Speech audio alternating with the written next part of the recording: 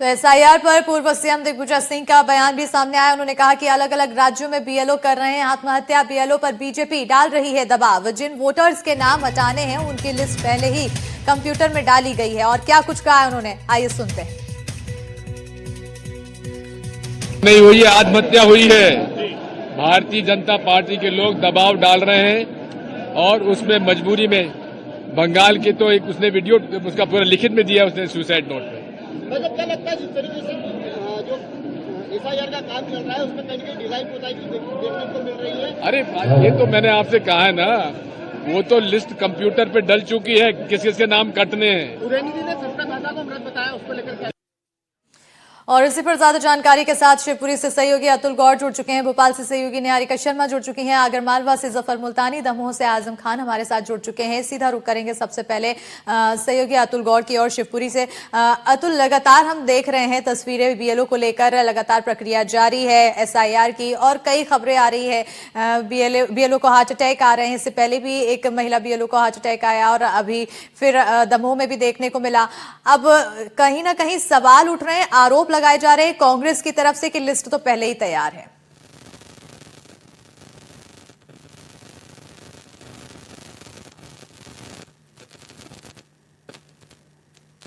अतुल, पर अगर हम ये बात कहते हैं कि राजनीतिक पार्टियां राजनीतिक लाभ हानि की बात करती हैं, राजनीतिक बयानबाजी जारी करती हैं, लेकिन जो एसआईआर का काम है वो जमीनी स्तर पर आपको दिखाई देगा। वो उसमें 1492 अगर हम बात करते हैं शिवपुरी जिले में तो कुल टोटल बीएलओ लगाए गए हैं। और अगर हम बात करते हैं 13,19,084 मतदाताओं तक पहुंचने की, तो अब तक जो बीएलओ काम कर रहे हैं 1492 वो 13,18,512 लोगों तक पहुंच चुके हैं और 8,48,319 फॉर्म भरे जा चुके हैं। और अगर हम बात करते हैं तो करीबन 33% काम बाकी रह गया और 33% अगर काम बाकी रह गया तो कहीं ना कहीं इस काम को पूरा करने की कोशिश की जा रही है। और अगर लगातार आप देखेंगे कि यहाँ पर जो हम निर्वाचन कार्यालय में हैं वहां पर आप देखेंगे तो बाकायदा जो है कंप्यूटराइज सिस्टम के तहत मॉनिटरिंग की जा रही है कि किस बीएलओ ने कितने फॉर्म भरे, किस बीएलओ ने कितने काम को अंजाम दिया और किस मतदाता तक हम पहुंचे और किन मतदाताओं तक हम नहीं पहुंच पा रहे। इन संबंध में सब जो है वो पूरी गतिविधियां मॉनिटरिंग की जा रही है और उनके ऊपर निगरानी रख करके पूरी तरह से काम किया जा रहा है। अगर हम बात करते हैं तो कितना काम बाकी है, कितना काम कर लिया गया? ये अभी अपना तकरीबन 64% काम हो गया जो डिजिटाइज हो चुका है और 35% के आसपास काम अपना बचा हुआ है। अगर हम बात करते हैं कि बीएलओ को जो मैदानी स्तर पर समस्याएं आ रही हैं उनके निराकरण को लेकर के, उनकी सुविधाओं को लेकर के ख्याल रखा गया है? क्योंकि दमोह में अगर एक हम बीएलओ की मौत का मामला देखते हैं तो कहीं ना कहीं बीएलओ की सुरक्षा भी जुड़ी होती है। नहीं, बीएलओ को सब ईआरओ वगैरह सब अच्छे लेवल से समझा रहे हैं और उनको समझ में भी आ रहा है, वो अपने लेवल पे अच्छा काम भी कर रहे हैं बीएलओ। उनमें काफी सुधार भी आया है, पहले के मुकाबले हमने अपना परसेंटेज भी बढ़ाया है। अपना परसेंटेज बढ़ा है। अगर हम आपसे चर्चा करते हुए ये जानने की कोशिश करें कि कहीं ना कहीं राजनीतिक लोग जो हैं वो बीएलओ को एक तरह से जो है किसी पार्टी का बताने की कोशिश करते हैं, तो ये कहां तक आरोप सही हो सकता है? नहीं, बिल्कुल सही नहीं है। ये पार्टी वाले काम कर रहे हैं, पार्टी वाले उनका बीएलओ की मदद भी कर रहे हैं। तो जो उन पर आरोप लगता है कि उनको पक्षपात कर रहे हैं, ऐसी तो कोई बात, ऐसी कोई बात नहीं है। बिल्कुल। तो इस तरह की जो बातें हैं कहीं ना कहीं वो बीएलओ पर आरोप की तरह सिद्ध होती हैं या नहीं होती हैं। इन लोगों को लेकर के जो आरोप लगाए जाते हैं वो जमीनी स्तर पर हकीकत में नहीं बदलते। स्तर पर हकीकत कुछ और है। अगर हम भोपाल की तस्वीरें देखें निहारिका, क्या भोपाल में किस तरह से प्रक्रिया जारी है और कितने परेशानी या फिर सिर्फ हवाबाजी? देखिए, बिल्कुल भोपाल में पिछले कई दिनों से प्रक्रिया काफ़ी धीमी चल रही थी। ऐसा देखने को मिल रहा था कि 13% ही जितने पत्रक थे उनका डिजिटाइजेशन हुआ था। अगर हम आंकड़ों की बात करें तो 21,25,000 से ज़्यादा वोटर्स यहाँ पर है। ऐसे में 20,90,000 वोटर्स तक पत्रक पहुँचा दिए गए थे, भरवा लिए गए थे। उसकी अगर बात करें तो 98.32% काम पत्रक बांटने का, उनसे लेने का काम हो चुका था।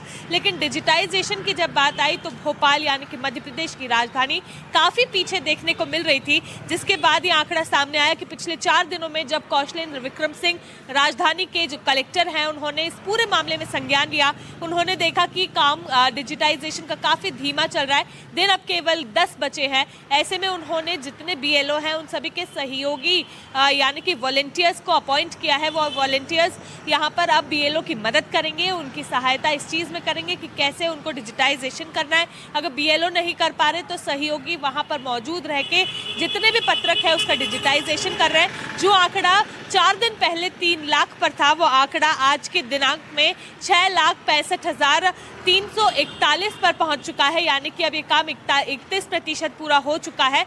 अभी भी 70% यानी कि 69% काम अभी भी बचा है। ऐसे में वो 69% का काम जो है उसे जल्द से जल्द पूरा करना है, क्योंकि ये काम 4 दिसंबर तक इन्हें पूरा करना है। आपत्ति जो है वो 8 दिसंबर तक ली जाएगी। ऐसे में जो कलेक्टर है कौशलेंद्र विक्रम सिंह, उनका ये कहना है कि हम जल्द से जल्द इस काम को पूरा करने की कोशिश कर रहे हैं। जिस तरह से ये लगातार आरोप पड़ रहे थे बीएलओ को बहुत परेशान किया जा रहा है, अतिरिक्त प्रभार उन पर दिए जा रहे हैं, उनके ऊपर काफ़ी भार है, प्रेशर है, और उस प्रेशर के बीच में वे लोग काम कर रहे हैं, जिसके चलते उनकी सेहत बिगड़ रही है। तो ऐसे में कौशलेंद्र विक्रम सिंह ने भी कहा है कि सभी अपना सेहत का ख्याल रखते हुए काम करें। और दूसरा उन्होंने ये भी कहा है कि जितने भी बीएलओ है, अगर वो किसी भी तरह की समस्या से अगर घिरते हैं या उन्हें परेशानी होती है, तो उसकी जानकारी वो तुरंत कलेक्टर को दे या अपने जितने भी उनके बिल्कुल, लीडर्स कुल मिलाकर तमाम नजर रखी जा रही है कि किसी तरह की परेशानी ना हो, प्रेशर ज्यादा ना दिया जाए, और अगर तबीयत बिगड़ती है तो इसके लिए बार बार पूछा भी जा रहा है।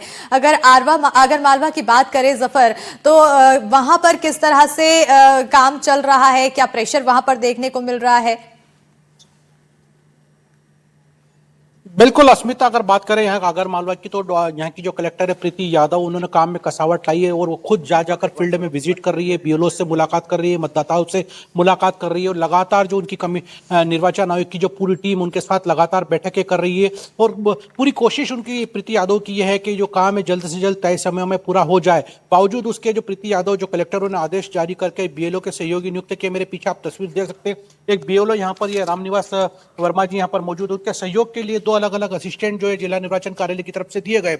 और इसी तरह से जैसे आप ये तस्वीर देखें, मैं मौजूद हूँ आगर मालवा के पुलिस थाना कोतवाली में, क्योंकि यहाँ पर लगभग 150 वोट ऐसे हैं जो अभी चिन्हांकित नहीं हो पा रहे, कई तरह की परेशानियां बीएलओ को आ रही है। तो एक बीएलओ हमारे साथ मौजूद है। रामनिवास जी, किस तरह की दिक्कतें हैं अभी? सर, वर्तमान में बहुत सारी समस्याएं आ रही है।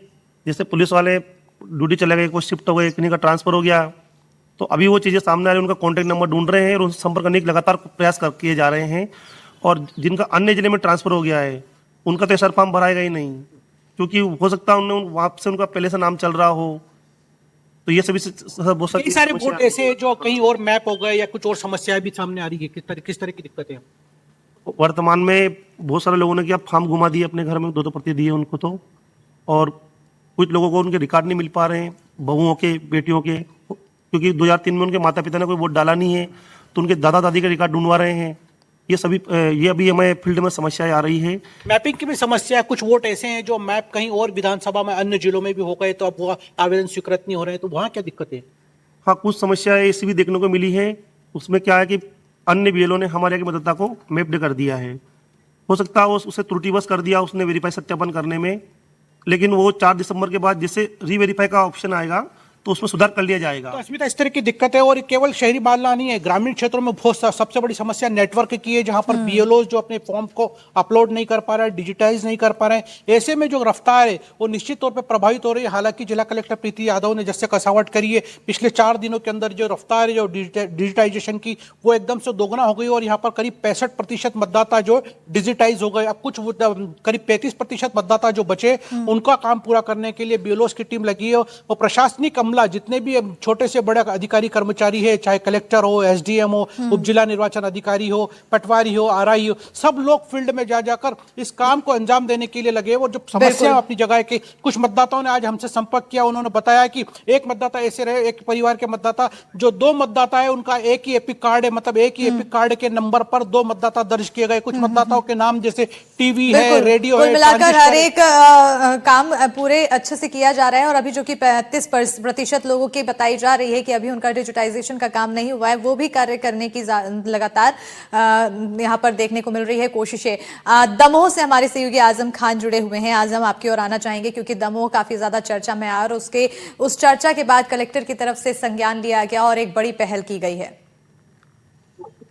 जाहिर तौर पर जिस तरह के दमोह में 2 दुर्घटनाएं हुई है, एक जो बीएलओ थे उनकी सड़क दुर्घटना में मौत हुई है, और दूसरे हैं जिनका हार्ट अटैक से निधन हुआ है। इसके बाद दमोह के कलेक्टर कल मृतक के परिवारों से मिले, उनको सहायता की पेशकश की है, और उन्होंने कहा है कि उनके जो जो उत्तराधिकारी है उनको है तो उनको नौकरी भी दी जाएगी। और उन्होंने एक विशेष सुविधा स्वास्थ्य केंद्रों में रखी गई है। जिला चिकित्सालय में हम मौजूद हैं, जहां पर एक विशेष बीएलओ रूम बनाया गया है और यहाँ डॉक्टर्स के पूरे नंबर लिखे गए हैं। जो भी डॉक्टर्स यहाँ हैं वो लगभग 10 बजे सुबह से 2 बजे तक उनकी जो ड्यूटी है यहाँ लगाई गई है। जो जिले भर के गंभीर मरीज है या जिन्हें कोई स्वास्थ्य सुविधा लेना है वो बीएलओ निसंदेश वहां यहाँ पर निसंकोच यहाँ पर आ रहे हैं और अपना स्वास्थ्य परीक्षण करा रहे हैं। ये राकेश चौबे जी बीएलओ है। सम्मानी जी ने बहुत अच्छा किया, जिससे हम लोगों को ये तकलीफ वगैरह रहेगी तो हम लोग इलाज करा सकते हैं। यहाँ आ रहे हैं, सुविधा मिल रही है जी। ये एक और बीएलओ है बाबू खान साहब। बहुत सब अच्छा चल रहा है एसआईआर का काम। और जहाँ तक अस्वस्थ बीएलओ की बात है, माननीय कलेक्टर महोदय ने बहुत अच्छी व्यवस्था की है कि यहाँ अस्पताल और सामुदायिक स्वास्थ्य केंद्रों में डॉक्टर्स की टीम को बैठा के उनका स्वास्थ्य परीक्षण के लिए कहा है और स्वास्थ्य परीक्षण करा भी रहे हैं। इसके लिए मैं माननीय कलेक्टर महोदय बहुत बहुत धन्यवाद देना चाहता हूँ। सुधीर गोचर की एक विशेष व्यवस्था है। मैं दिखाना चाहूंगा अपने दर्शकों को कि डॉक्टर्स यहाँ मौजूद हैं और वो पूरी तरह से जो भी बीएलओ यहाँ आ रहे हैं उनके इलाज में पूरी मुस्तैदी से बैठे हुए हैं। डॉक्टर अवंतिका मेरे साथ हैं। अभी तो हमें निर्देश दिए गए हैं कि जो भी बीएलओ आ रहे हैं उनको प्राथमिकता दी जाए और उनके अनुसार जो भी उनको दिक्कतें हो रही है उसके अनुसार उपचार भी यहाँ पे किया जा रहा है। अभी जैसे कि 2 बीएलओ आए हैं तो उनने जो भी कंप्लेन बताई उसके अनुसार हमने उनका इलाज किया। ये थी डॉक्टर अवंतिका जो जिला चिकित्सालय में मुस्तैद हैं। उनके साथ मंजू मस्कुली मैम है। मैम किस तरह हमारे यहाँ पर बीपी शुगर ईसीजी सारी सुविधाएं दी जा रही हैं। अगर लग रहा है कि अगर उनके पास वर्कलोड बहुत ज्यादा है उसके वजह से उन्हें एंजाइटी हो रही है तो उन्हें काउंसलिंग की सुविधा भी दी जा रही है।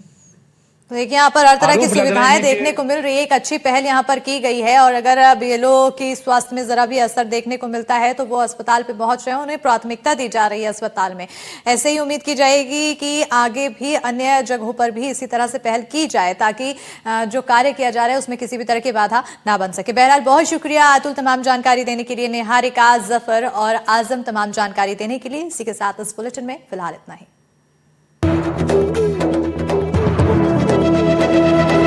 ये है एनडीटीवी और आप देख रहे हैं एनडीटीवी मध्य प्रदेश छत्तीसगढ़।